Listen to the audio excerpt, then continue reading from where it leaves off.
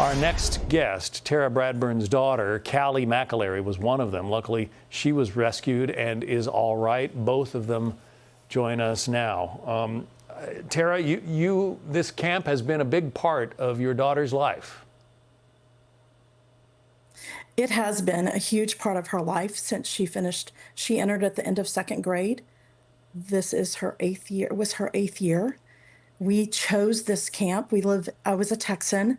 It was important to me that my child have Texas roots and that faith formation be integral to the part of her camp experience. Living in Virginia, we brought her to Camp Mystic and turned her over to the Dick and Tweety Eastland family and Camp Mystic and their staff because we knew they would love on our child. They would help her grow in her faith and live the Mystic ideals of being a better person and bringing out the best in her. And we are so devastated by what has happened, but truly grateful and thankful to the Eastland family for all they have done and all they have given as a family to save the children that they could. It is devastating for us and for the Mystic Sisterhood to have lost so many children and for so many children to wait. But we are here today because we feel as though it is so important that this story remain in the news. There are children out there that need to be found. And we want the EMS and national federal services and the state services to continue to stay on the job as they have said they are going to, because we have children that need to be found and need to be reunited with their parents. And we are a truly blessed and fortunate family. And we want the same for others. We want those children to be found. Callie, the fact that you are, I guess, one of the older campers, you're 16, right? And that put you up on Yes, Senior sir. Hill. And that's part of the reason you're alive today. Yes, sir. Take us back to the night of July 3rd. I guess everybody in your cabin, is that what you call them, went to bed? Yeah. Everything seemed normal? We went to bed thinking it was just a normal thunderstorm.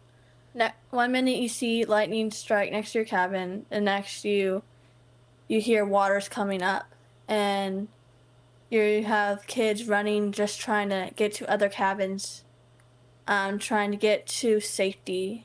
And luckily my cabin was one of the few cabins that did not get water, but the cabins in front of us did get some water. Even up on Senior Hill. And I think, John, that conveys to you how fast the water came up and how high it came and how it was a 100-year historic flash flood. We had never seen anything like this. And I cannot say enough about what these young counselors did to calm these girls and to ensure their safety, and what the men and the staff and the Eastland family did to try to help everyone that they could. They are heroes. And those young girls and those young counselors that when our young girls were under for the summer were remarkable and were brave and were strong and saved so many children and kept so many children calm so that decisions could be made to keep other girls safe and move them to safety. So how did that happen, Callie? You had water coming into your cabin, and what, counselors alerted you? What We happened? heard so we heard 1 second it was really bad thunder. Like I woke up to a big giant sound of thunder and lightning striking. We heard we had one of the campers run in and say, "Hey, our cabin's flooding." And we had some cabins. I knew some girls slept on trunks that night. Some girls had to share beds. Some girls slept on floors because they couldn't go back to their cabin because it was so flooded in 3 cabins. And the next morning, we had some of the older girls went back to their cabin to see if they could find anything. I remember one girl walked out with her Bible and she was so happy just to have her Bible. It's my understanding that you put on your name tag in the middle of the night. What was that all about? I put on my name tag because I was scared that if water was coming out next to our other cabins, that our cabin might be next. And I just put it on just for safekeeping, saying in my head I was saying, if something does happen and I do get swept away, at least I'll have my name on my body. I want to say something about that as a parent. My husband and I are both Department of Defense. I'm a retiree, and we have both spent many times in war zones on behalf of this nation.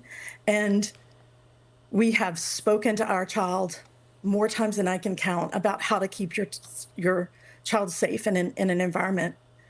This was not an environment we had ever thought we would have to prepare her for.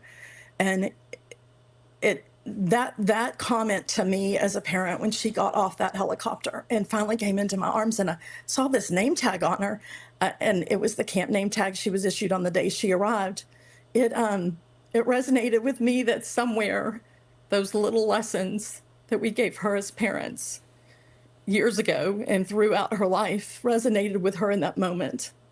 And we're just so thankful, but so devastated for so many families and her friends that are missing their siblings. She's missing her friends, that there are no answers. We just ask that we keep God's light in the middle of this incredible tragedy, and that we know He can give us miracles, and we just have to believe that these children and these families in Kerr County, there are so many lost, that we can recover these bodies, that we can recover those that are still clinging to hope out there. And we're just so grateful and thankful for all that the National Guard has done, Kerr County sheriffs, police, emergency management services, the governor, the federal administration, to continue to stay on the job day and night. It is what it will take to get to that point. And we know we have months ahead of us to help our child, and many will need help. This is a lot emotionally for anyone. And it's something as parents we owe our child to try to be strong for her and to ensure that she also has the help she needs moving forward. Yeah, Callie, you've had to go through a lot at a very young age. You've lost friends. Give us your final thoughts before we say goodbye about this experience that you've been through. I really hope those kids that are missing are found. I knew a lot of those kids, and a lot of those kids the night before hugged me before we all went to bed. And it's hard to think about that. One minute they were hugging me, and the next minute they could be gone. It must have been good to see. We will just continue to cling to our faith.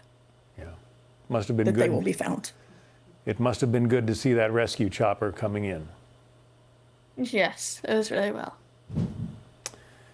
Tara Bradburn and Callie McAlary, her daughter, we thank you both. And Callie, we're very glad you're alive. Thank you. Thank you. God bless. Hey, Sean Hannity here. Hey, click here to subscribe to Fox News YouTube page and catch our hottest interviews and most compelling analysis. You will not get it anywhere else.